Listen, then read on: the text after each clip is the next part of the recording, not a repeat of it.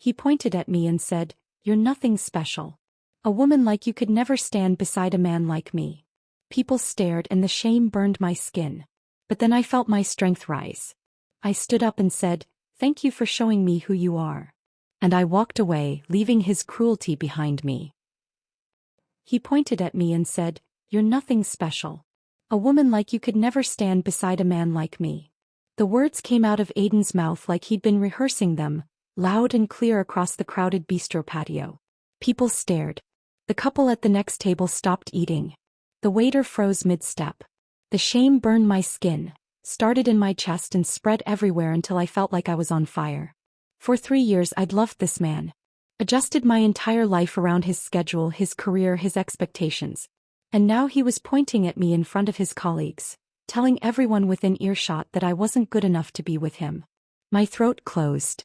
My hands shook. Every instinct screamed at me to defend myself, to explain, to make them understand. But then something else rose up, something that had been sleeping inside me for too long. I felt my spine straighten. Felt strength I didn't know I still had. I stood up, looked directly into his eyes and said, "Thank you for showing me who you are." Then I walked away, leaving his cruelty behind me like trash on that sunlit patio. That was 7 months ago. I'm Mia Holloway and this is the story of what happened next. But to understand how I got to that patio, how I ended up with a man who could say those words to me in public, I need to take you back to the beginning. Back to who I was before Aiden Carmichael entered my life and made me forget. I'm 31 years old. I do work most people don't even know exists. Architectural restoration and historic preservation. Not the kind you see on home improvement shows where everything gets painted white and called updated. The real thing. The kind where you spend weeks in dusty archives researching original construction methods. Where you crawl through attics in August heat examining timber framing techniques from the 1880s. Where you source materials that haven't been commercially available since before the Great Depression because anything else would compromise a building's historical integrity. I earned my bachelor's in architecture from a state school I could afford with scholarships and restaurant jobs that left me smelling like fryer grease. Then I fought my way into a master's program in architectural history that accepts only 15 students a year out of hundreds of applicants. The application process alone took 6 months. Portfolio reviews, written essays, interviews with preservation specialists who asked questions designed to weed out anyone who wasn't absolutely serious about this work. Those 2 years of graduate school were the hardest and best of my life. Learning construction methods from centuries past. Identifying period-appropriate materials by sight and touch. Understanding why buildings were designed certain ways based on available technology and regional traditions. I spent my summers on restoration sites across New England, learning from craftsmen in their 70s and 80s who dedicated entire lifetimes to preserving techniques that would otherwise die with them. Men who could match any plaster composition by feel. Women who could identify wood species from a single grain pattern. People who understood that some knowledge can't be learned from books. It has to be passed down hand to hand, generation to generation. My mother raised me alone after my father left when I was 6. I have exactly 3 clear memories of him and all of them involve doors closing. The front door of our apartment when he said he was going to the store and didn't come back for 3 weeks. The car door when he picked me up for the last time and returned me 4 hours early because he had plans. The courthouse door after the divorce was finalized and he walked out without looking back. Mom never spoke badly about him, but she didn't have to. His absence said everything. She worked 2 jobs to keep us afloat. Cleaned houses during the day for families who had more money than they knew what to do with. Waited tables at night at a diner where the tips were decent if you could handle the businessmen who'd had too much to drink and thought a $20 bill gave them permission to be inappropriate. I'd do homework in the diner's back booth most nights, the smell of coffee and bacon grease permanently embedded in my notebooks. Mom taught me one lesson that sank deeper than anything I learned in school. Never depend on anyone else for your survival. Not a man. Not a boss. Not anyone. She said it while scrubbing someone else's toilet so I could have new school supplies. She said it while counting crumpled bills at our kitchen table after midnight shifts. She said it the day my acceptance letter arrived for the master's program. Good. Now you'll never have to clean anyone's house but your own. And if you choose to clean someone's house, it'll be because you want to, not because you have to. I live in a renovated loft downtown now. 900 square feet of exposed brick walls that I examined too closely, analyzing mortar composition and laying patterns out of professional habit. Original hardwood floors from the 1920s that I researched and refinished myself, matching the original finish as closely as modern materials would allow. Floor-to-ceiling windows overlooking the city. It's not huge, but it's mine. I bought it with money I earned. Decorated it with furniture I chose. Every brick, every floorboard, every decision, mine. I drive a Honda CR-V that I paid off 2 years ahead of schedule by taking extra freelance consultations and living below my means. I have $55,000 in savings and a retirement account I contribute to every single month without fail. My life isn't extravagant by some standards, but it's solid. Built on a foundation I poured myself, brick by brick, decision by decision. People don't understand what I do until they see it. Last year, I led the restoration of an 1890s courthouse that had been slowly falling apart for decades. The building was a disaster when we started. Water damage from a leaking roof, structural issues from settling foundations, original architectural features buried under ill-conceived 1970s renovations that had covered beauty with cheap practicality. I spent 8 months on that project. We uncovered original frescoes hidden under layers of industrial paint. Rebuilt the copper dome using period-appropriate techniques and materials.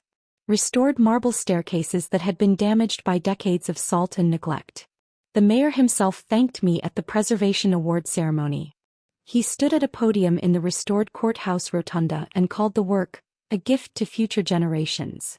He said the building would stand for another 100 years because of the care we'd taken.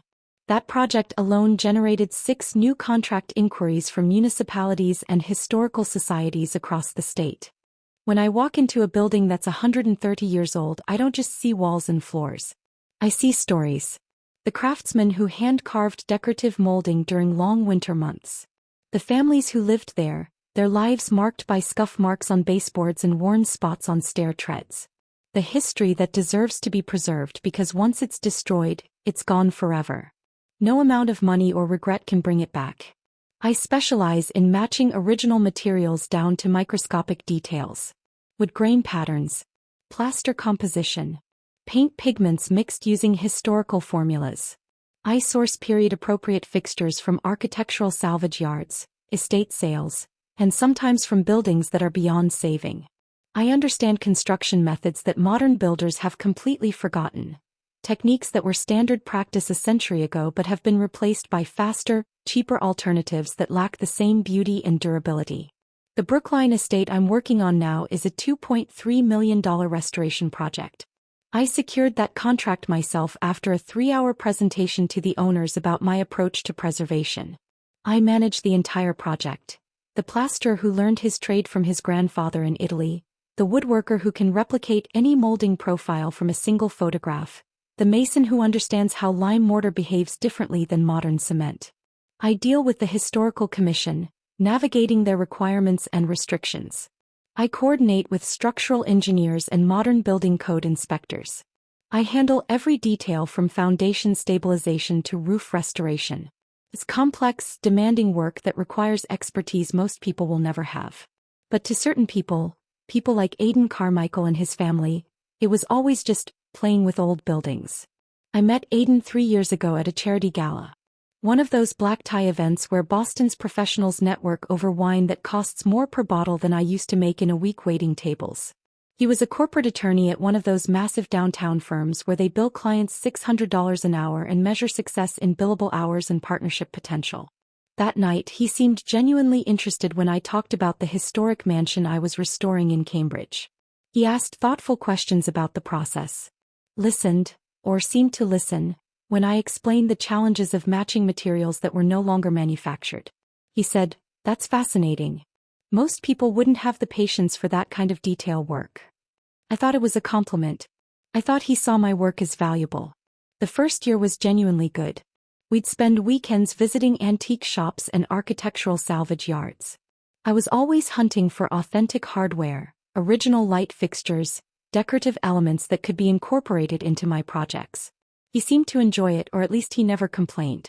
We'd attend gallery openings together, events where my colleagues discussed Victorian construction techniques and preservation ethics. He'd hold my hand during dinners where I'd talk about my current projects with an enthusiasm I couldn't contain. He seemed supportive, proud even.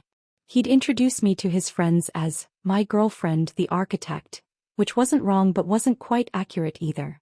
I didn't correct him because architect sounded more impressive than restoration specialist, and I wanted his friends to take me seriously. But looking back now with clear eyes, I can see exactly when things started shifting. The change was subtle at first. Small comments that seemed innocent on the surface. His questions became more pointed. How much does restoration work actually pay compared to new construction? He'd ask while scrolling through his phone. Or, do you ever think about doing something more lucrative with your degree? His colleagues would ask what I did at firm events and he'd answer for me before I could speak. Mia works with old buildings. Kind of like an interior designer but for historic homes. The comparison to interior design was deliberate, I realize now. A way to make my work sound decorative rather than structural. Aesthetic rather than essential. Something women do to make spaces pretty rather than the complex engineering and historical work it actually is. The dismissiveness was always wrapped in a smile, delivered with casual affection, so I told myself I was being oversensitive. Reading into things that weren't there. Making problems out of nothing. Aiden started suggesting I could leverage my degree differently. Get a real estate license and work in luxury property sales. Consult for developers who wanted to convert historic buildings into high-end condos. You could probably double your income if you pivoted into development, he'd say. That word, pivot, like my 12 years of education and experience were just a starting point for something better. Something more legitimate in his worldview. His parents made everything worse. His father is a retired investment banker who made his fortune in private equity. His mother chairs museum boards and historical society committees. The kind of people who appreciate history as long as someone else does the dirty work of actually preserving it. At family dinners, they'd ask about my plans with a tone that made clear they considered my current path temporary. Did I eventually want to teach at a university? Write coffee table books about historical architecture? Surely I wasn't planning to work in construction forever? The way his mother said construction, with that slight pause before the word, that faint curl of distaste, made my jaw clench every single time. Like I spent my days swinging a hammer on new housing developments instead of managing complex projects that required historical knowledge, engineering expertise, and artistic sensitivity. I hold a master's degree. I'm a certified historic preservation specialist. I consult on projects that will outlive everyone in that dining room. But in their eyes, I was just someone playing at a career while waiting to settle into something more appropriate for their son's wife. I started changing my behavior without even realizing it. Downplaying my work when Aiden asked about my day. Mentioning the small problems instead of the exciting breakthroughs. Stopping myself from talking about big contracts or significant discoveries. I stopped inviting him to job sites after he made one too many jokes about me playing in the dirt. I convinced myself his suggestions about career changes were supportive guidance instead of what they really were, contempt dressed up as concern for my future. I told myself he just didn't understand my field. That once I achieved more visible success, major awards, media recognition, the kind of validation he could point to with pride, he'd see my work differently. He'd understand its value. I was wrong about that. I was wrong about so many things. But 7 months ago, sitting on that sunny patio while he pointed at me and announced to everyone watching that I wasn't special enough to stand beside him, something finally broke through the fog of self-doubt he'd carefully cultivated.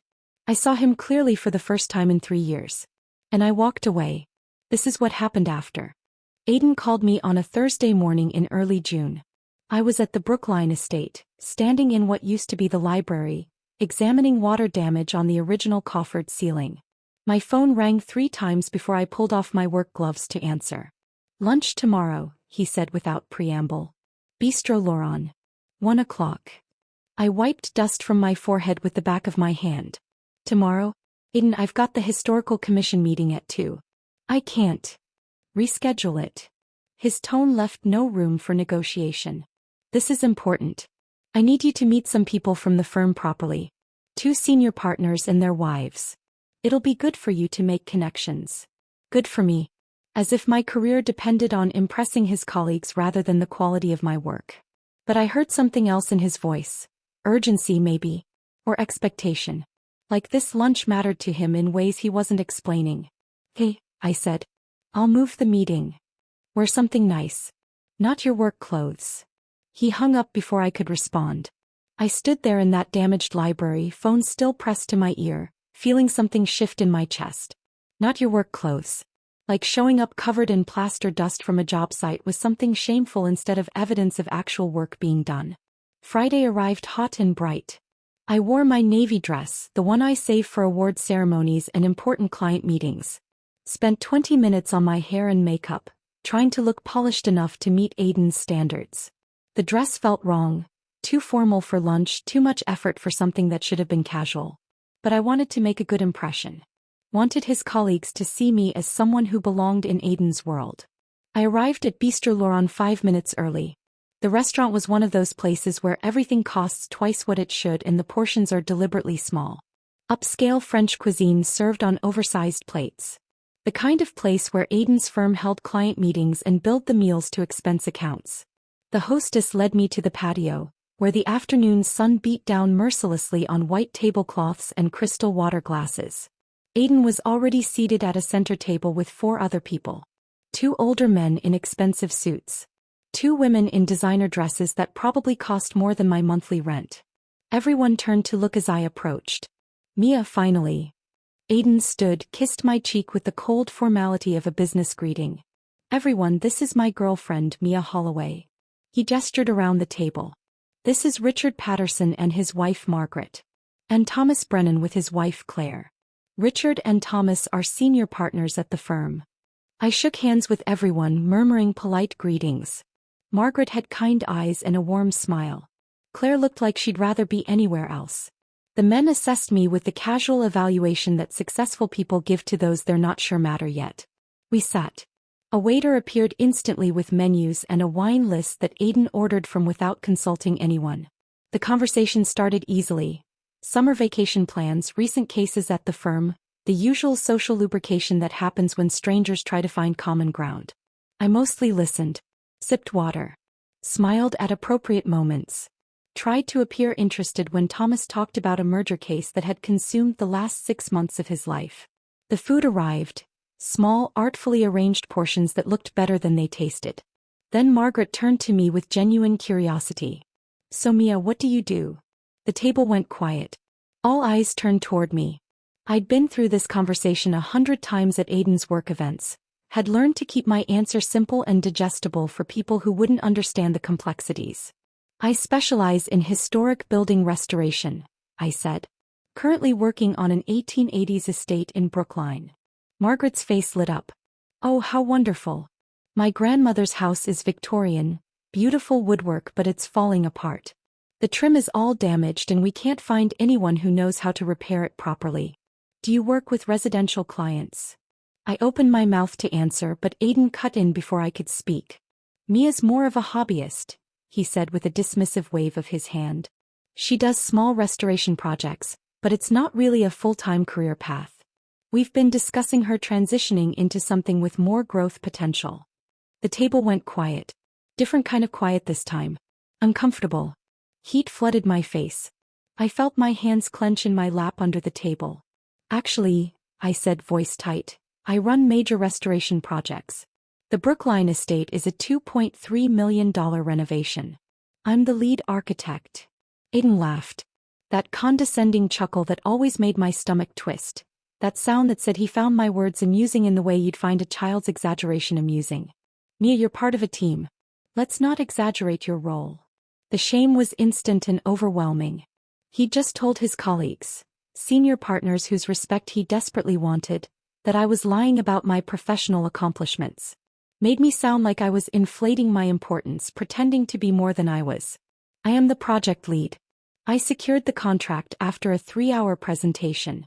I manage the craftsmen, coordinate with the historical commission, handle every aspect from structural assessment to final inspections. My name is on the contract. My expertise made the project possible."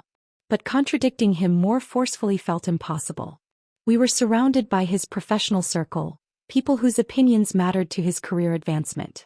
I could feel their discomfort, their uncertainty about whether to believe him or me. Richard cleared his throat. Claire studied her wine glass. Margaret looked between Aidan and me with something that might have been pity. Then the man at the end of the table, someone I hadn't really noticed until that moment, spoke up. Historic preservation is fascinating work, he said. His voice was calm, measured. Requires serious expertise. The kind of specialized knowledge most people don't have. Aidan's jaw tightened. He didn't like being contradicted, especially not in front of the senior partners. Marcus, you don't understand the field, Aidan said. His voice had taken on that courtroom authority he used when making closing arguments. It's not as complex as you're imagining. That's when everything accelerated. Aidan leaned forward. His eyes locked on mine with an expression I'd never seen before, contempt mixed with something darker. His hand came up, finger extended, pointing directly at my chest like I was evidence being presented to a jury. Let's be honest, he said. His voice carried across the patio, loud enough that conversations at nearby tables stuttered to silence. You're nothing special, Mia. A woman like you could never stand beside a man like me. You work with dusty old buildings because you don't have the ambition for real success. You're content with small-time projects and pretending they matter. The entire patio went silent. That horrible, thick silence where everyone stops pretending they're not listening and just openly stares. I could feel every eye on us. The couple at the next table had stopped eating mid-bite. A waiter stood frozen 3 feet away, water pitcher raised. Margaret's mouth had fallen open in shock. Even Richard and Thomas, men who'd probably witnessed countless uncomfortable moments in their careers, looked genuinely disturbed. The shame was physical. It started in my chest and erupted outward, spreading through my entire body like fire. My face burned. My throat closed. My hands trembled in my lap. 3 years of my life. 3 years of adjusting my schedule around his cases, attending his firm events, meeting his family for strained dinners where they asked when I'd get a real career. 3 years of slowly making myself smaller, quieter, less ambitious in my own eyes because nothing I did ever seemed good enough for him. And this was what I'd been to him all along, not special enough. Not ambitious enough. Someone whose work didn't matter. Someone who could never stand beside him because I wasn't worthy of that position. But underneath the shame, something else was rising. Something I'd been suppressing for months, maybe years. Something fierce and unbreakable that I'd forgotten existed. Fury. Clarity. Strength. I felt my spine straighten. Felt my hands stop shaking.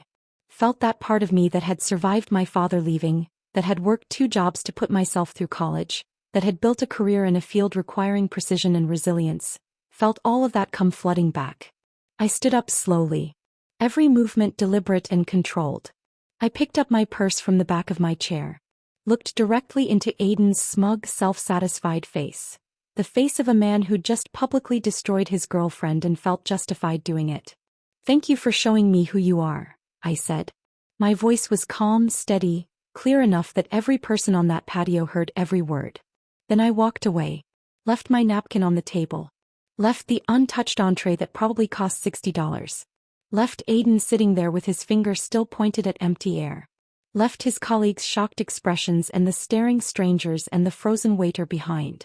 I walked through the restaurant, past tables where people were openly watching, through the heavy glass door onto the sidewalk into the brutal afternoon sunshine.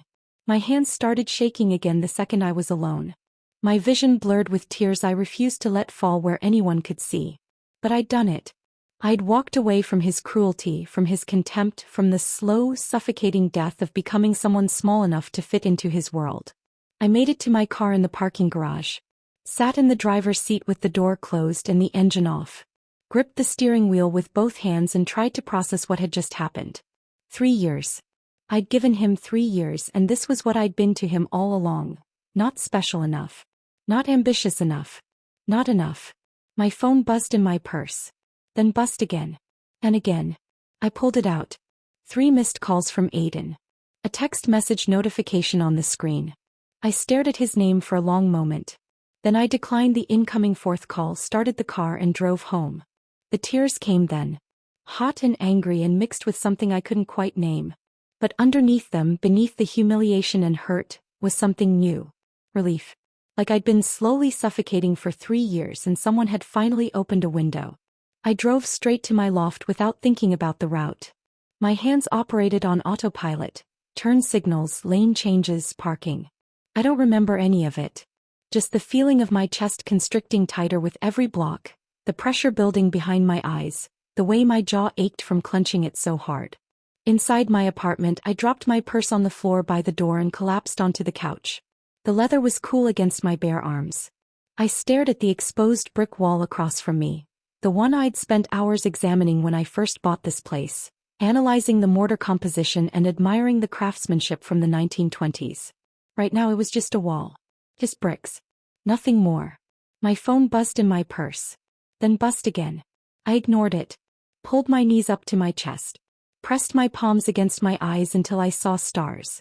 Tried to breathe through the tightness in my throat. The buzzing didn't stop. Finally, I grabbed my purse and pulled out my phone. 7 missed calls.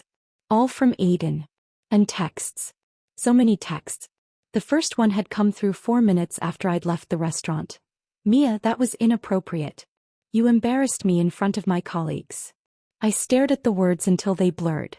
I'd embarrassed him. He just pointed at me in front of a crowded restaurant and told everyone within earshot that I wasn't special enough, that my work didn't matter, that I could never stand beside him. And somehow in his mind I was the one who'd done something wrong. More texts loaded as I scrolled. We need to talk about your reaction. Walking out like that was childish and unprofessional. You're being dramatic. I was making a point about career trajectory. You took it personally. Those people are important to my career. Do you understand what you just did? Each message made the anger build. He wasn't apologizing. Wasn't acknowledging what he'd said or how he'd said it. He was reframing the entire incident as my overreaction, my failure to handle constructive criticism, my inability to behave appropriately in professional settings. The texts kept coming as the afternoon wore into evening. My mother is asking what happened. What am I supposed to tell her? Richard called me. Asked if everything was okay. This is exactly the kind of drama I don't need right now. You need to think about what message you're sending by acting this way. Then around 7 o'clock. Fine. Ignore me. But you're proving my point about maturity. I sat there on my couch, phone in hand, reading and rereading his messages. Trying to find even a hint of remorse or self-awareness. There was none. Just blame. Just criticism of my response to his cruelty. I blocked his number. Didn't write a reply. Didn't send a final message. Just opened his contact information and hit block. Watched his name disappear from my screen. It felt like cutting a rope that had been slowly strangling me for 3 years. The apartment was too quiet after that. I could hear the refrigerator humming in the kitchen. Traffic noise from the street below. My own breathing still uneven and shallow. I needed to talk to someone who'd understand. Jordan answered on the second ring. Please tell me you finally left that pompous jerk. Despite everything, I almost laughed. How did you? You've been miserable for a year, Mia. Every time you talked about him, you sounded like you were apologizing for existing. What happened? So I told her. Everything. The lunch invitation that felt mandatory. The navy dress I'd worn to impress people who didn't matter. Margaret's innocent question about my work. Aiden cutting me off, calling me a hobbyist, dismissing my $2.3 million project as if it were a weekend craft. His condescending laugh when I tried to correct him. And then the pointing. The words. The silence that followed. Jordan was quiet while I talked. Didn't interrupt once. When I finished, she said flatly, Good. Good. Good that you walked out. Good that it's over. Mia, he's been undermining you for years. Every single time we talked, you'd mention something he said, some comment about your work, some suggestion that you should be doing something else, and you'd brush it off like it didn't matter. But it did matter. It was killing you slowly. Had I been that obvious? I'd thought I was handling it well. Thought I was being mature by not making a big deal out of his little comments. You started downplaying your own projects, Jordan continued. Remember when you got the courthouse contract? You called me so excited. But when I asked how Aiden reacted, you went quiet. Said he was proud but thought you should consider teaching instead because it was more stable. Like teaching was a step up from leading a historic restoration that would last 100 years. I did remember that. I'd convinced myself Aiden was just being practical. Looking out for my long-term career stability. I wasted 3 years, I said. My voice cracked on the last word. No. Jordan's voice turned sharp. You didn't waste anything. You learned what you won't tolerate. You learned what it feels like when someone doesn't value you. That's not wasted time, Mia. That's education. Expensive education maybe, but education. We talked for another hour. She told me about the preservation projects her firm was handling. Asked detailed questions about the Brookline estate that reminded me why I loved this work. Made me laugh with a story about a contractor who'd tried to use modern drywall in a 1880s mansion and couldn't understand why the Historical Commission rejected his permit. By the time we hung up, the tightness in my chest had eased slightly. 2 days passed in a blur of work. I threw myself into the Brookline project, staying on site from dawn until long after the craftsmen had gone home. I didn't want to think. Didn't want to process. Just wanted to focus on wood grain patterns and plaster composition and problems that had clear solutions. Sunday afternoon my mother called. I almost didn't answer. Mom had met Aiden several times over the last 3 years. She'd never said she liked him exactly, but she'd seemed to approve of the stability he represented. The idea that I was with someone who had a solid career and came from a good family. I heard what happened, she said the second I answered. No greeting. No preamble. My stomach dropped. Who told you? Aiden's mother called one of the women I used to work for. They sit on some committee together. Word travels. She paused. Good for you for walking away. I almost dropped the phone. What?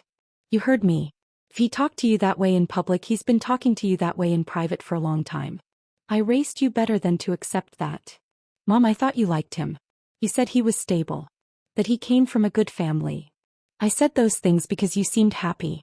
Or I thought you did. But the last few times we talked you sounded different. Smaller. Like you were trying to take up less space. Her voice softened slightly. I raised you to never depend on a man for your survival. That includes depending on a man to tell you your worth. If he couldn't see what you've built, he wasn't looking. And if he humiliated you in public, he doesn't deserve you in private. My throat tightened. Mom wasn't sentimental. She didn't do emotional heart-to-hearts or lengthy discussions about feelings. She was practical. Direct. The fact that she was saying this at all meant she'd been worried. Now stop crying and get back to work, she said. You've got buildings to save. That's what matters. It was the most loving thing she'd said to me in years. The following Tuesday, a week after the restaurant incident, I got a LinkedIn message from Margaret Patterson. I almost deleted it without reading. Didn't want any connection to Aiden's world, but curiosity won. Mia, I owe you an apology. I should have said something at that lunch. Should have called Aiden out for how he spoke to you. I was shocked and I froze and I'm sorry. I stared at the message. Started to close it. Then saw there was more. I wanted you to know what happened after you left. Marcus, the surgeon who was at the table, tore into Aiden the second you were gone. Called him unprofessional and disrespectful. Said what he'd done was unacceptable regardless of personal relationship issues. Richard and Thomas pulled Aiden aside before we even left the restaurant. Had what Thomas called a serious conversation about appropriate conduct. There are whispers that the incident has damaged Aiden's standing at the firm. My hands were shaking as I kept reading. Marcus also asked for your contact information. He's not actually a partner at the firm. He's a trauma surgeon interviewing us to handle a medical malpractice case. He said he wanted to apologize for not intervening more forcefully. I gave him your email. I hope that's okay. I sat back in my office chair. Stared at the screen. Someone had stood up for me. After I'd left. After I couldn't defend myself. Someone had called out Aiden's behavior and faced professional consequences for it. I didn't respond to Margaret's message. Didn't know what to say. But I saved it. That night, lying in bed staring at the ceiling, I thought about Jordan's words. About my mother's unexpected support. About Margaret's message and the fact that not everyone had been comfortable with what happened. Maybe I hadn't been as alone as I'd felt in that moment on the patio. Maybe walking away had been exactly the right thing to do. Monday morning I woke up before my alarm. The sun hadn't risen yet. The loft was dark and quiet except for the distant hum of early traffic. I lay there for a moment staring at the ceiling and made a decision. I was done thinking about Aiden. Done replaying that lunch. Done giving him space in my head. I got up, made coffee and drove to the Brookline estate before 6 in the morning. The house was quiet when I arrived. No craftsmen yet. No noise except the old floorboards creaking under my feet as I walked through the first floor. I stood in the ballroom, the largest room in the house with floor-to-ceiling windows that faced east. Morning light was just starting to filter through the dusty glass. We were in the middle of restoring the original parquet flooring. The pattern was complex, alternating wood species arranged in geometric designs that required matching not just the type of wood, but the age, the grain direction, the finish. Sections had been damaged by water over the decades. Others had been covered with cheap laminate in the 1980s that we'd painstakingly removed. I knelt down on the subflooring, pulled out my notebook and started sketching the pattern we'd need to replicate for the damaged southeast corner. The physical focus helped. When I was thinking about wood grain and historical accuracy, I wasn't thinking about anything else. The craftsmen started arriving around 7. Miguel, the woodworker who'd been doing this for 40 years. His son Carlos, who was learning the trade. An older man named Frank who specialized in historic floor restoration and had hands that could identify wood species by touch alone. We worked in near silence for hours. The rhythm of it was meditative, measuring, cutting, fitting each piece like a puzzle that had been scattered across time. Miguel would hold up a piece of oak, examine it under the light, then either approve it or set it aside. His standards were impossibly high. That's why I'd hired him. Around noon, Elizabeth Chin stopped by. She did this most days. Brought lunch, checked on progress, asked thoughtful questions about the work. Today she brought sandwiches from a deli downtown and bottles of cold lemonade. We sat on the front porch, the 5 of us, eating in the shade. "This is remarkable work," Elizabeth said, watching Miguel examine a piece of walnut he'd just cut. "Most people wouldn't take this kind of care. Most people don't care about preserving the original integrity," I said. "They just want it to look nice in photos." Elizabeth smiled. "That's why we hired you. You understand the difference." She paused, sipping her lemonade. "My sister mentioned you to someone on the Historical Preservation Trust board. I hope that's okay. They've been looking for an architect to lead a major project." I remembered Margaret's LinkedIn message mentioning something about connections. "What kind of project?" "The Whitmore Mansion. Do you know it?" I nearly choked on my sandwich. Everyone in preservation circles knew the Whitmore Mansion. It was a massive 1870s Italianate estate that had been slowly deteriorating for decades. Previous restoration attempts had failed due to lack of funding or expertise. It was the kind of project architects dreamed about: complex, challenging, historically significant. "They're serious about restoring it this time," Elizabeth continued. "Apparently they finally secured enough funding. They asked if I knew anyone qualified to lead the project."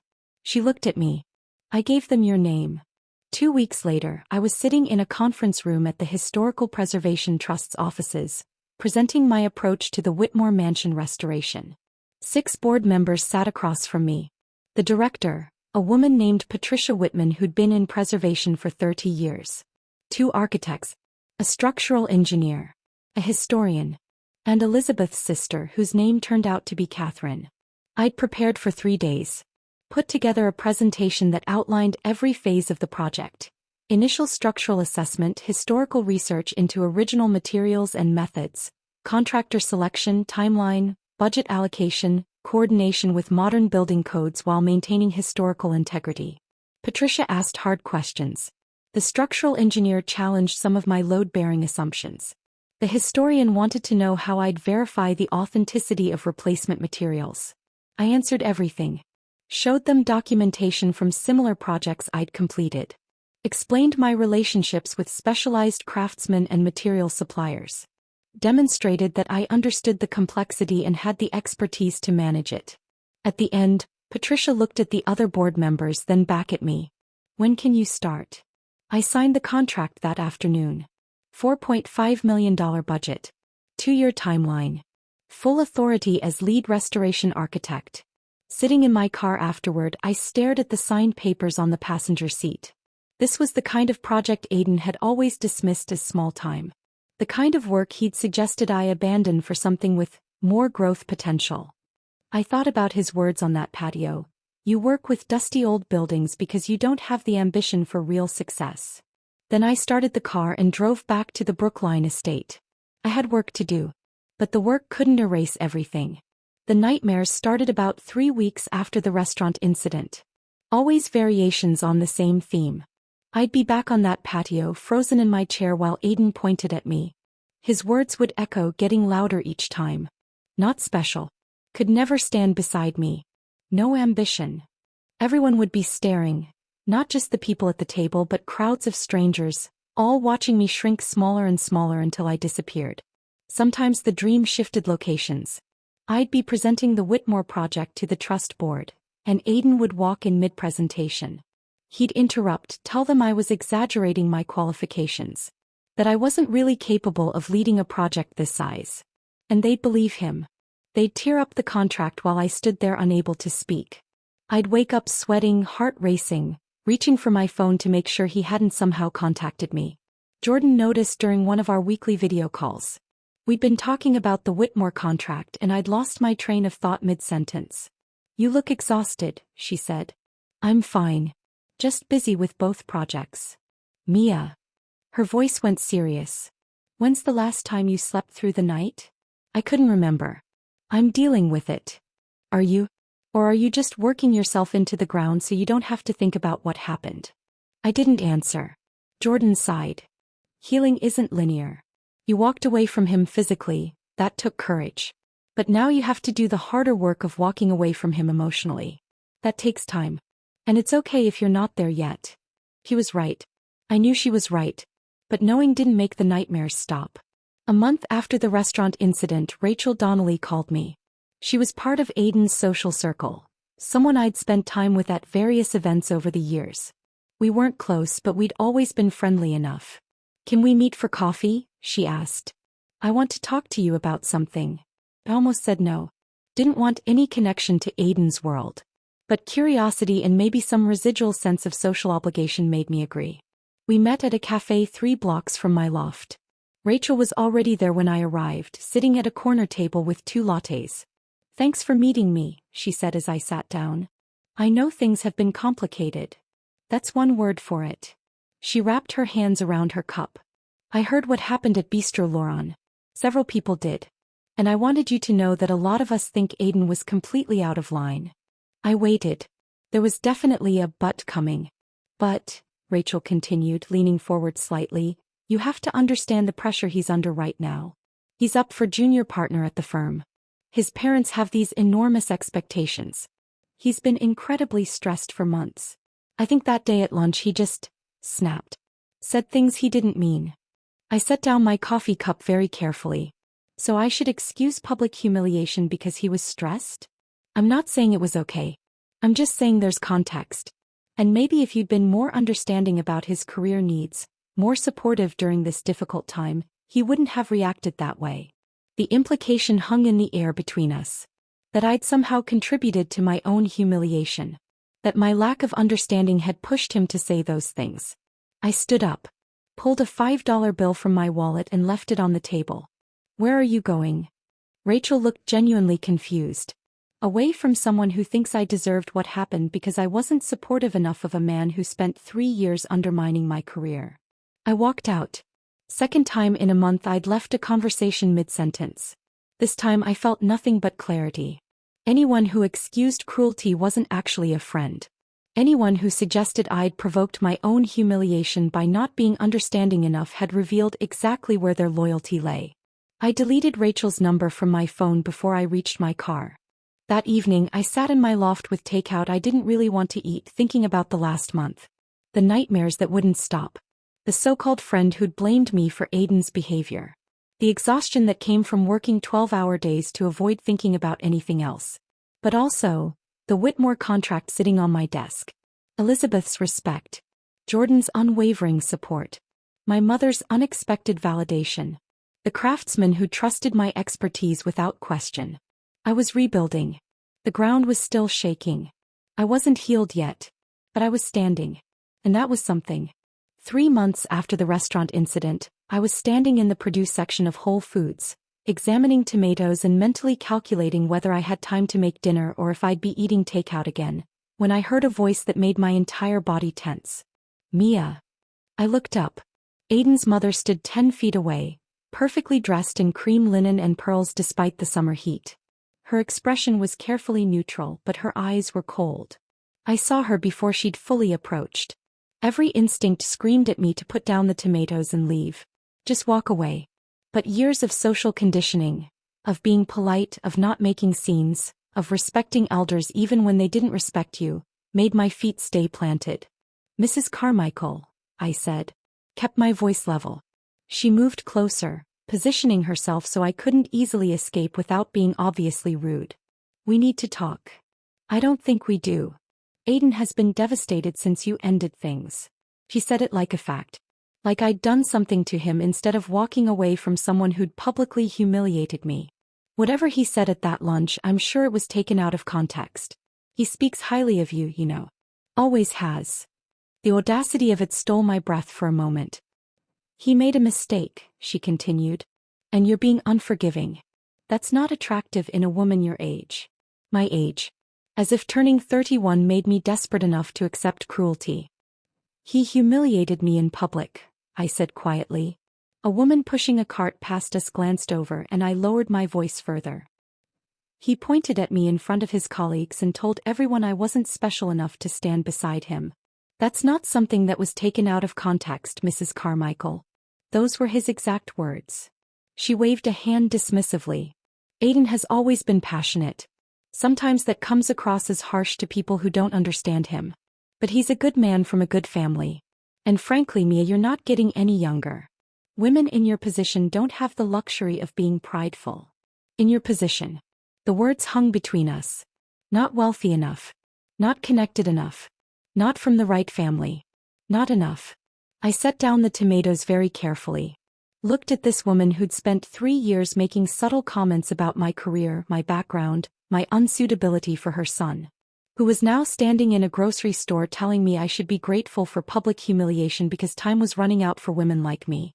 You're absolutely right, I said. A small smile touched my lips. I don't have the luxury of settling for a man who doesn't respect me. I don't have the luxury of accepting treatment like that just because he comes from a good family. Thank God I figured that out. Then I walked away. Left her standing there in the produce section. Left my half-full cart by the tomatoes. Walked straight out of the store into the parking lot, got in my car and drove home. My hands were shaking on the steering wheel. But this time it was anger, not shame. 2 weeks later, the Boston Globe ran a feature article about the Whitmore Mansion restoration. I almost missed it. Sunday morning I was at a coffee shop near my loft, reading through project notes on my tablet when my phone started buzzing. Text from Jordan, check the Globe. Lifestyle section. Now. I pulled up the digital edition. There it was, a full-page spread with photos of the Whitmore Mansion's exterior and interior progress shots.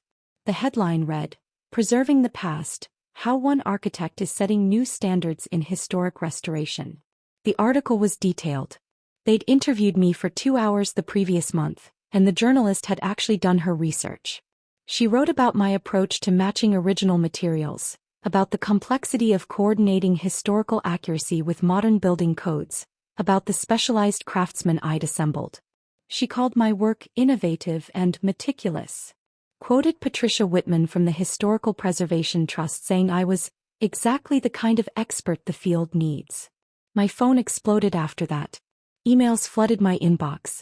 Historical societies from 3 different states asking about consultations. Architects wanting to discuss collaboration. A museum in Connecticut inquiring about a restoration project for their 1850s building. The Historical Preservation Trust's director called me directly, saying the article had generated more interest in their work than anything in the past 5 years. Then around noon a text came through from a number I didn't recognize. Mia, I saw the article in the Globe. That's impressive. Really impressive. I stared at the message. Didn't need to ask who it was. I knew. Aiden. He'd gotten a new number somehow. Reached out after 3 months of silence. After I'd blocked him. After everything. I should have blocked this number immediately. Should have deleted the message without reading it. Instead, I watched as more messages came through over the next few minutes. I've been thinking about what happened at that lunch. I was under a lot of stress. Said things I didn't mean. Can we talk? Then, I made a mistake. You're clearly more ambitious than I gave you credit for. We should discuss giving things another chance. Finally, you've really made something of yourself. I always knew you had potential. We could be good together now that you're at this level professionally. I read each message twice. Let the words sink in completely. He wasn't apologizing. Not really. He was recalibrating. Adjusting his assessment of my worth because my success was now visible in ways he could understand and respect. A Boston Globe article meant more to him than 12 years of expertise. Media recognition was more valuable than state preservation awards or the actual quality of my work. He only valued me now because other people were validating me in ways that fit his narrow definition of success. Not because my work had changed, it hadn't. The Whitmore Project was the same kind of complex restoration I'd been doing for years. But now it had press coverage. Now it came with the kind of recognition that impressed people at dinner parties. Now I was acceptable. I blocked the new number. Didn't respond. Just blocked it and set my phone face down on the table. This time I felt only contempt. No hurt. No confusion. Just cold, clear understanding of exactly who he was and what he valued. 3 days later, I was in Rhode Island for a historic preservation conference. It was annual. Architects, historians, and preservationists from across New England gathering to present projects and discuss methodologies. I'd been attending for years, but this was my first time presenting. The Whitmore Project had earned me that platform. I was nervous that morning. Spent an hour reviewing my presentation notes in the hotel room, triple-checking the images and technical details. This wasn't just about showcasing the work. It was about establishing credibility with peers whose respect I actually valued. The presentation was scheduled for 2 o'clock. The room held about 100 people. I recognized several faces. Architects I'd worked with, historians I'd consulted, preservationists whose work I'd studied. I walked through the entire project. The initial structural assessment and the problems we'd discovered. The historical research that had guided our material choices. The specialized techniques we were using to stabilize the foundation while preserving original stonework. The challenges of meeting modern building codes without compromising historical integrity. Questions came after. Hard ones. Technical ones. People who knew their field asking about load calculations and material sourcing and timeline management. I answered every single one. When it ended, the applause felt genuine. Not polite conference applause. Real acknowledgement of solid work presented well. The reception afterward was in an adjoining room. Wine and cheese, the standard conference networking setup. I was talking with a historian from Vermont about plaster composition when a voice spoke behind me. That was an incredible presentation. I turned. Recognized him immediately even though I'd only seen him once months ago at a table on a restaurant patio. Marcus. The surgeon who'd been at that disastrous lunch. He smiled, but there was something apologetic in his expression. I owe you an explanation and an apology. You don't owe me anything, I said carefully. You weren't the problem that day. No, but I didn't do enough to stop it either. And I've been thinking about that for 3 months. He paused. I wasn't actually a partner at Aiden's firm. I'm a trauma surgeon at Mass General. I was interviewing them to handle a medical malpractice case. When Aiden said those things to you, I called him out after you left. Told him he was out of line. He claimed you were being overly sensitive, that you'd misunderstood his point. I remembered Margaret's LinkedIn message mentioning this. I heard. I wanted to contact you afterward. Asked Margaret for your information. But I wasn't sure if reaching out would be welcome or just another unwanted reminder of a terrible day. He looked genuinely uncomfortable. I came to this conference partly because I'm renovating a Victorian brownstone and needed to learn more about proper restoration techniques. But also because I saw your name on the presenter list and wanted to apologize properly. I studied him. Tall, probably late 30s, with kind eyes and the careful posture of someone who spent long hours in surgery. His apology felt genuine. Not the performative kind that's really about making the apologizer feel better. The apology is appreciated, I said. But you didn't say those things. You don't need to apologize for someone else's cruelty. No. But I could have done more in the moment. Should have. He paused. Your presentation was remarkable, by the way. The level of detail in your material analysis, the way you're balancing preservation with structural safety, that's exactly the kind of approach I need for my brownstone project. We talked for 20 minutes. About his renovation challenges. About the differences between medical precision and architectural precision. About the satisfaction of restoring something broken back to functionality. When the reception ended, he handed me his card. "If you ever have time to consult on a residential project, I'd value your expertise. And if you'd like to get coffee sometime, professionally or otherwise, I'd enjoy continuing this conversation." I took the card. Looked at it. Marcus Reeves, MD, trauma surgery. "I'll think about it," I said. He smiled. "That's more than I expected. Thank you for your time, Mia." I watched him walk away, then looked down at the card in my hand. Something had shifted. I wasn't sure what yet. But standing in that conference hall, surrounded by people who respected my work, holding a business card from someone who'd seen me at my lowest and still thought I was worth knowing, something felt different. The past was trying to stay buried. But maybe the future was finally starting to look like something I could build. I kept Marcus's card on my desk for 3 days before I did anything with it. Just sat there, tucked under the corner of my laptop, while I worked through project schedules and contractor coordination. Every time I opened my computer, I saw it. Marcus Reeves, MD, trauma surgery. His cell phone number written in small print at the bottom. On the 4th day he called me first. "I hope this isn't overstepping," he said when I answered.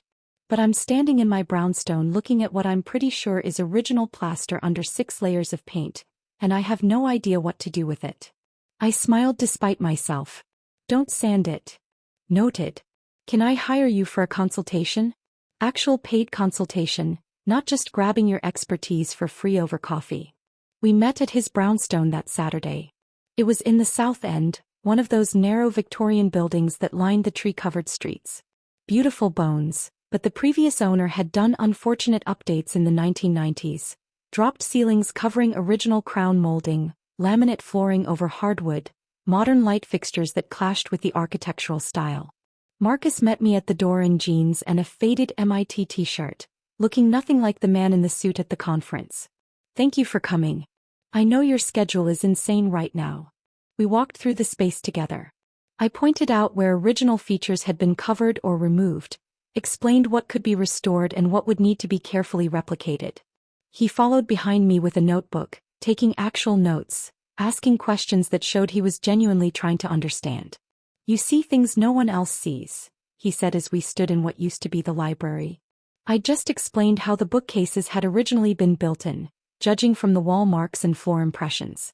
"I just know what to look for. Anyone with training could do this." "That's not true." He gestured around the room.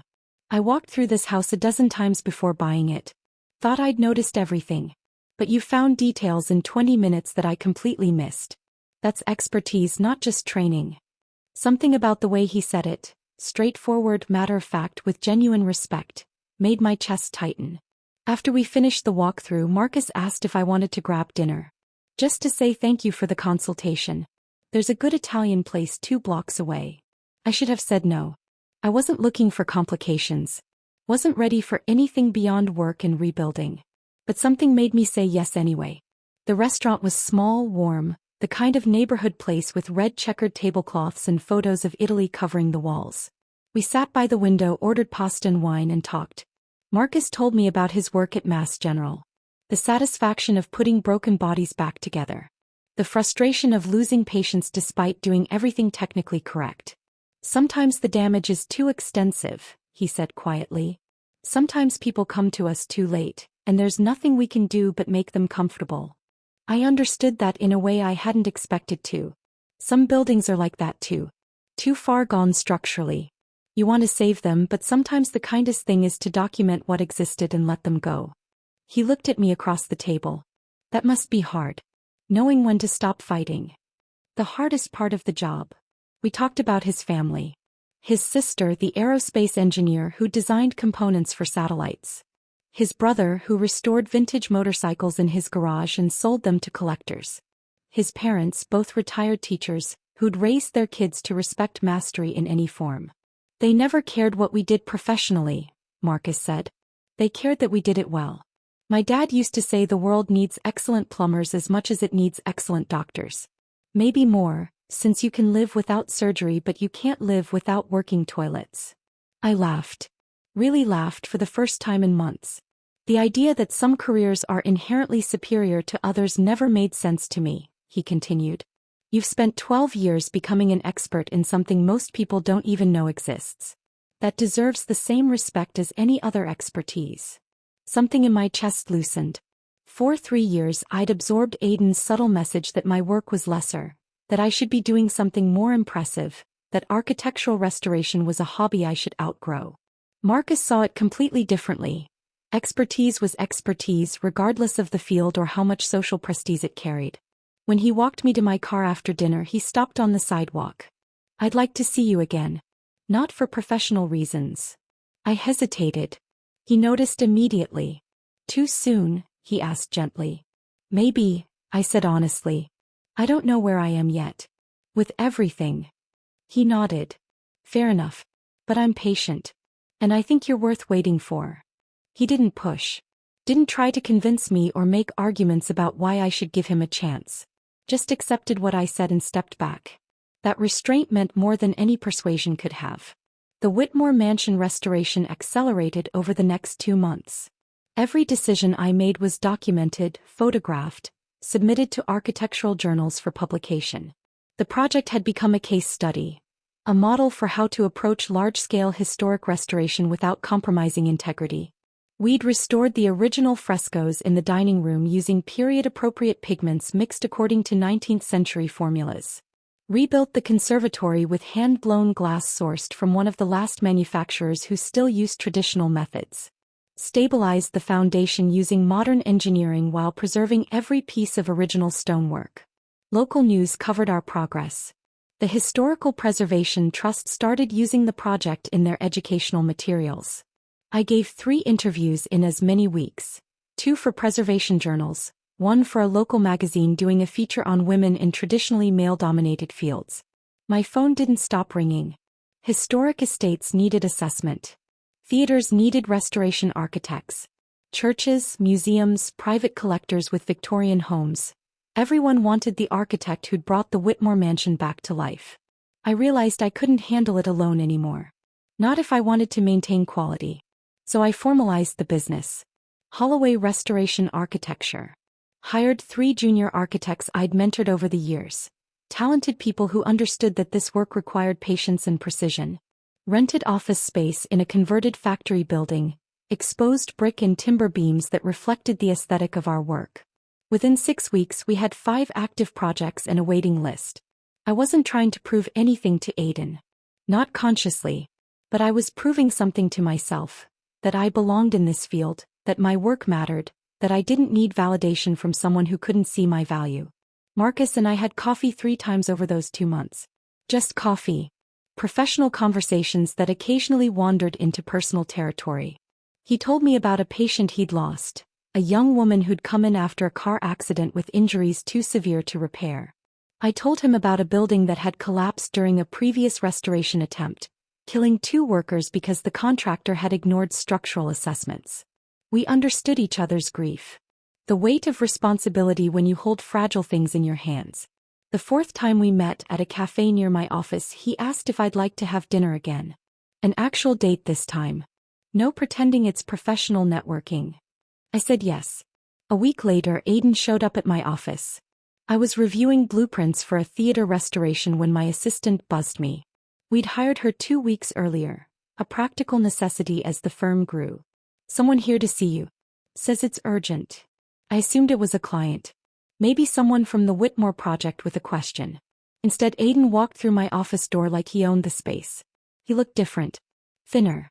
His suit was expensive but rumpled like he'd been wearing it for too long. His hair needed cutting. But his expression was the same, that familiar mix of confidence and entitlement. "You've been ignoring my messages," he said. No greeting. No acknowledgement that he was walking into my place of business uninvited. I stood up slowly. Felt my entire body go rigid. "You need to leave." "Mia, I'm trying to apologize. I made a mistake at that lunch. But you're not exactly innocent here." He moved closer to my desk. "You always downplayed your work, made it sound insignificant.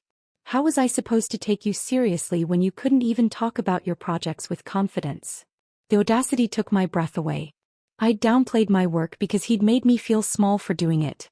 I'd minimized my accomplishments because every time I shared good news, he'd found a way to diminish it. I'd stopped talking about my successes because his subtle contempt had taught me that my achievements didn't matter in his world. And now he was standing in my office in the business I'd built after leaving him, blaming me for his perception.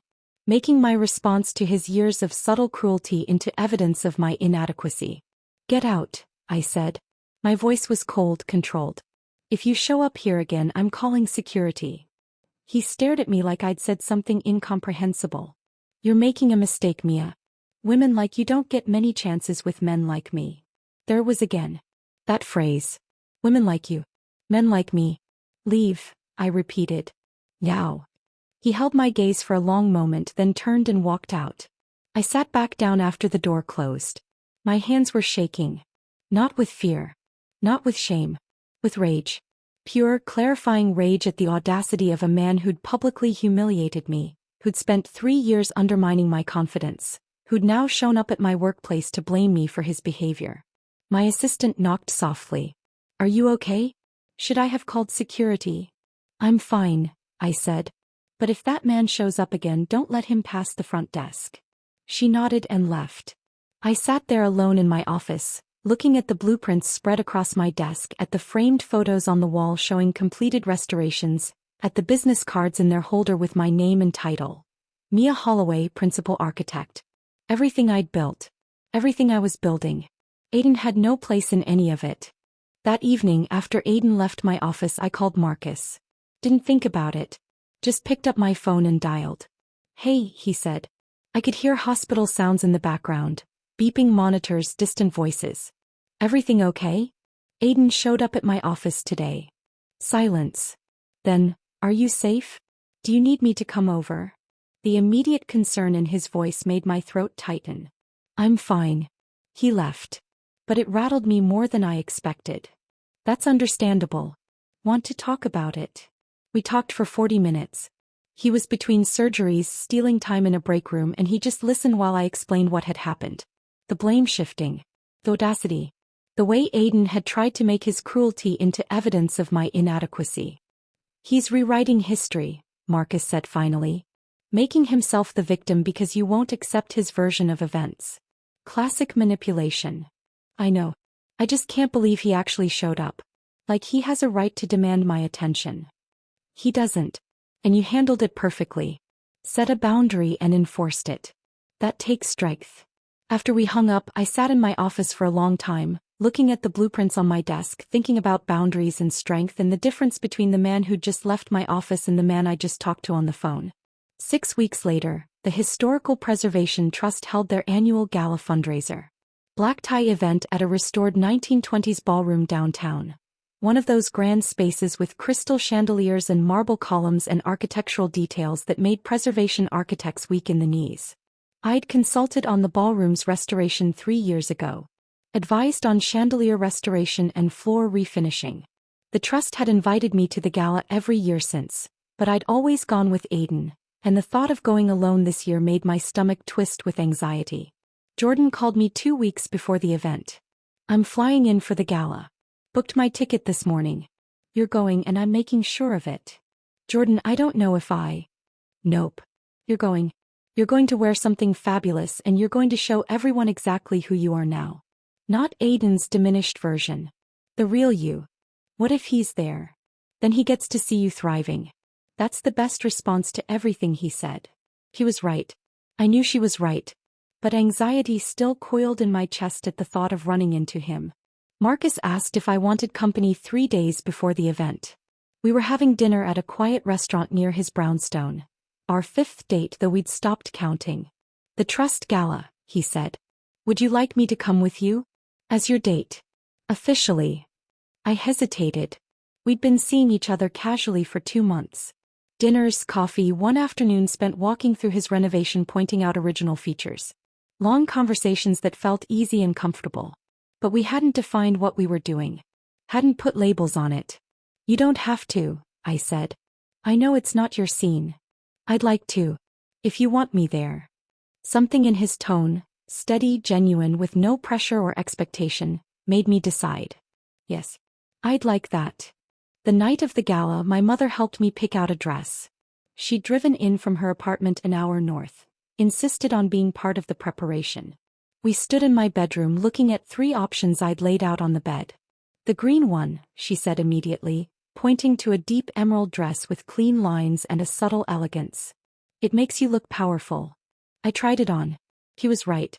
The color brought out my eyes and the cut was sophisticated without being overly formal. Marcus picked me up at 7. When I opened the door, his expression shifted, something between surprise and appreciation. "You look incredible," he said. We drove to the ballroom together. Jordan was meeting us there. She texted that she was running late from the airport but would be there by 8. The ballroom was stunning. The chandeliers I'd helped restore cast warm light across the space. The original hardwood floors gleamed. Period-appropriate details everywhere. The kind of meticulous restoration work that most people wouldn't notice but that preservation specialists would appreciate deeply. I was greeting colleagues near the entrance. Patricia Whitman from the Trust, 2 architects I'd worked with on previous projects, when I saw him across the room. Aiden. Standing near the bar with a woman I didn't recognize. Younger, blonde, wearing a dress that probably cost more than my monthly rent. She looked uncomfortable, like she wanted to be anywhere else. Our eyes met across the ballroom. I felt Marcus tense beside me, felt his hand move protectively to the small of my back. Aiden started walking toward us. The woman trailed behind him, clearly reluctant. "Mia," he said when he reached us. His tone was falsely warm, like we were old friends running into each other. "I didn't expect to see you here." I kept my voice neutral, professional. "I consulted on this building's restoration. The Trust invited me." His smile tightened just slightly. "Of course. Your little building projects. Oh, even now. Even here." He couldn't help himself. Marcus stepped closer to me. The movement was subtle but deliberate. Aiden noticed immediately. "And who's this?" Aiden asked, his tone shifting to something calculating. "Dr. Marcus Reeves," Marcus said, extending his hand. "Trauma surgeon at Mass General." Aiden shook his hand, recognition flashing across his face. "The surgeon who was at Bistro Laurent. I remember you. You had some strong opinions about my relationship." "I had opinions about your behavior," Marcus said evenly. "Still do." The tension thickened.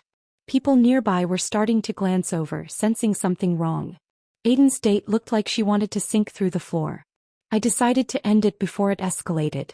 "Enjoy your evening," I said, starting to turn away. Aiden grabbed my arm. Not hard. Not enough to hurt. But enough to stop me from leaving. Marcus moved instantly, his hand coming up. But I was faster. I pulled my arm free and looked at Aiden with cold, clear focus. "Yes, we are," I said quietly. "We're done talking. We've been done for 6 months." Aiden's face flushed. People were definitely watching now.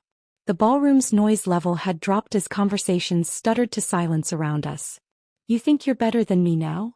His voice rose. "Because you got some press coverage and attention? You're still the same woman who worked on dusty old buildings while I was building a real career. You're still nobody special, Mia."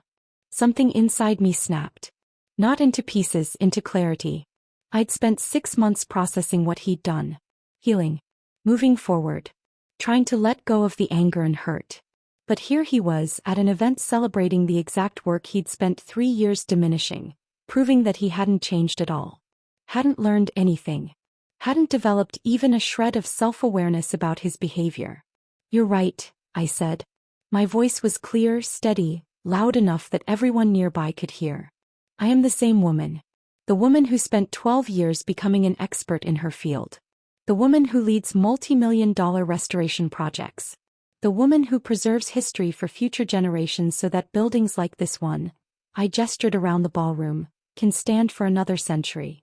The room had gone completely quiet now. "I was always that woman, Aiden. You just never respected me enough to see it. You were too busy measuring my worth by whether it impressed your colleagues. Whether it fit your narrow definition of success. Whether it made you look good." His mouth opened, but I kept going. "And you want to know the real difference between us? I build things that last. Things that matter. Things that will be here long after we're gone. You tear people down to make yourself feel important. I preserve beauty. You destroy it." Aiden's face had gone from flushed to pale. His date had actually backed away from him, creating physical distance. "A woman like me could never stand beside a man like you," I said, echoing his words from that terrible lunch 6 months ago. You were absolutely right about that. Thank God I finally figured it out. I turned and walked away. Marcus followed immediately, his hand on my back, guiding me through the crowd toward the balcony doors. We stepped outside into cool evening air. The balcony overlooked the building's garden, period-appropriate landscaping that had also been restored. City lights glittered in the distance. My hands were shaking. Adrenaline flooded my system, making everything feel sharp and hyperreal. That was spectacular, Marcus said quietly. I didn't plan it. My voice shook. I didn't mean to make a scene. I know. That's what made it perfect. He turned to face me fully. Are you okay? I just publicly confronted the man who'd humiliated me 6 months ago. Said everything I'd been too hurt and shocked to say on that restaurant patio. Done it without cruelty, without stooping to his level. Just clear, honest truth spoken loudly enough that everyone could hear. Yeah, I said, surprised by how true it felt. I think I really am okay. We stood there on the balcony for a while, watching the city lights, letting my heartbeat slow back to normal. Eventually Marcus spoke. I've been patient, like I promised. But I need to tell you something. I turned to look at him. I see you, Mia. I see your work, your dedication, your expertise. I see the woman who preserves beautiful things because she understands their value. The woman who just stood up for herself with more grace than most people could manage. He paused. And I'd like to be in your life. Really in your life. If you'll let me. I looked at him, really looked. Kind eyes. Genuine respect. No ulterior motives or hidden contempt. Just honest interest in who I actually was. I'd like that too, I said. He smiled. Reached out and took my hand. We stood there on that balcony looking at the city lights, and for the first time in months, everything felt exactly right. Jordan found us on the balcony 20 minutes later. She took one look at my face, then at Marcus holding my hand, and smiled. I missed the fireworks, didn't I? She said. Aiden showed up, I said. It got intense. Good. He needed to see what he lost. She looked at Marcus. And who you found? We stayed at the gala for another hour. Talked with colleagues, celebrated the trust's fundraising success, admired the restoration work that had brought the ballroom back to its original glory. But everything felt different now. Lighter. Like I'd been carrying weight I hadn't realized was there, and someone had finally lifted it off my shoulders. The next morning I woke up to 17 missed calls and 43 emails. News of the confrontation had spread through preservation circles overnight. Apparently, several people had recorded parts of it on their phones. The videos were circulating on social media. Not viral exactly, but enough that people in the field were talking. Patricia Whitman from the Historical Preservation Trust called me directly. I wanted to check in after last night. Are you okay? I'm fine. I'm sorry if I caused problems for the trust. Problems? She laughed. Mia, our donation total from last night was 30% higher than last year. Turns out people appreciate watching someone stand up for themselves with that much grace and precision. You're getting calls, aren't you? He was right. The emails were from historical societies, preservation boards, architectural firms, museums. Everyone wanting to work with the architect who'd confronted her ex-boyfriend at a gala fundraiser and somehow made it feel like a masterclass in professional dignity. Within 2 months, Holloway Restoration Architecture had doubled its client list. We needed more staff, more office space, better project management systems. I hired a business manager, a woman named Claire who'd run operations for a construction firm and understood the unique challenges of restoration work. We hired 2 more architects, both women I'd mentored through earlier projects. Brought on a full-time historian to handle the research that went into every restoration. Expanded our office space to the entire 2nd floor of the factory building. 9 months after the gala, we won the contract to restore an entire historic district downtown. 15 buildings spanning 3 city blocks. A 3-year project worth more than $12 million. The kind of contract that transformed a successful small firm into something substantial. Something that would outlast me. The Whitmore Mansion had its official ribbon-cutting ceremony on a clear October afternoon. The mayor spoke about preservation and legacy and the importance of protecting history for future generations. Patricia Whitman talked about the restoration setting new standards for the field. Then they called me up to say a few words. My mother was in the audience. She'd driven down that morning, worn her best dress, the same one she'd worn to my graduate school graduation 7 years earlier. When the mayor mentioned my name, called me one of the region's foremost experts in historic restoration, I saw her squeeze her hands together in her lap. Pride quiet and fierce. Afterward, while people toured the mansion and admired the restored frescoes and period-accurate details, Mom found me standing in the library. "Your father would have been proud," she said.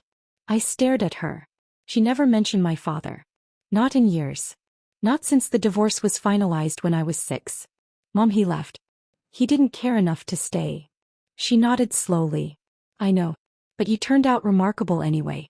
That's all you, baby. That's all you. You didn't need him for any of this." Something in my chest cracked open. Not painfully. More like a door I'd kept closed finally swinging wide. "Thanks, Mom." He hugged me, brief, awkward, the way she always hugged. But real. Marcus proposed on a Tuesday afternoon in late November. We were at a restoration site in the Berkshires, an 1890s estate I'd been hired to assess. The owners were considering a full restoration, and I was walking through the property making notes on structural issues and historical features worth preserving. Marcus had driven up with me. Said he wanted to see me work, understand what I saw when I walked through these old buildings. We'd been together for 8 months by then. Not rushing, just letting things develop naturally. Late afternoon light streamed through stained glass windows in what used to be the music room. I'd been examining the windows for 10 minutes, explaining to Marcus how the glass had been hand-blown using techniques that didn't exist anymore, how each piece would need to be carefully conserved if we took on the project. "I love watching you work," he said. I looked over at him. He was standing in the doorway, backlit by the afternoon sun filtering through damaged windows. "You see things no one else sees," he continued. "Details and beauty that most people would miss completely. You make beautiful things last." He stepped closer. "I want to last with you." Then he pulled a small box from his jacket pocket and opened it. The ring was an antique Art Deco setting, sapphires and diamonds in a geometric pattern. Probably from the 1920s. "Thought you'd appreciate something with history," he said. I laughed through sudden tears. "Yes. The answer is yes. I haven't actually asked yet. I don't care." "Yes." He slipped the ring on my finger. Perfect fit. His family welcomed me without reservation. His sister, the aerospace engineer, asked detailed questions about my work over dinner at his parents' house. Wanted to know about the engineering challenges of stabilizing old foundations, the physics of load-bearing walls in historic structures. His parents attended the ribbon cutting for my next major project, a theater restoration in Cambridge. His father, a retired civil engineer, spent an hour afterward asking technical questions about how we'd reinforce the balcony structure while preserving the original ironwork. "This is remarkable craftsmanship," he said, looking up at the restored ceiling. "You should be incredibly proud of what you've built." I was. For the first time in longer than I could remember, I was proud of my work without any qualification or apology. Proud without the nagging voice in the back of my mind suggesting I should be doing something else, something more impressive, something that mattered more. This mattered. This was enough. I was enough.